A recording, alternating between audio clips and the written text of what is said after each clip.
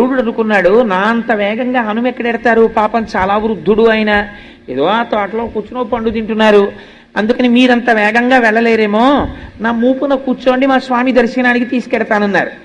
అంటే హనుమ అన్నారు, నా స్వామి రాముడా పిలిచినది అని ఒక్క దూకు దూకారు. గరుడుడి కన్నా వేగం ఉన్నవాడు ఉంటాడు కదా, గరుత్మంతుడు ఆశ్చర్యంగా ఇలా చూశారు, వెళ్ళిపోయారు. ఆయన ఎటు వెళ్ళిపోయాడు ఈయనని ఆయన గబగబా వచ్చారు అంతఃపురంలోకి. వచ్చే లోపల జరిగిన విచిత్రం ఏమిటో తెలుసా అండి?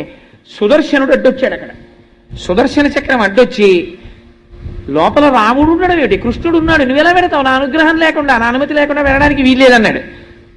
ఈయనెవరు నాకడ్డు రావడానికి అని చటుక్కుని చేత్తో పట్టుకుని నోట్లో పెట్టుకుని మింగేశారు. ఆయన మింగేసి లోపలికి వెళ్ళిపోయారు. వెళ్ళిపోయి రామచంద్రమూర్తి పాదముల కృష్ణుడు రాముడిగా దర్శనమిచ్చారు. ఆయనకి దర్శనం ఇవ్వగానే వెళ్ళి రాముడి పాదముల మీద పడిపోయి కన్నీటితో అభిషేకం చేసేశారు.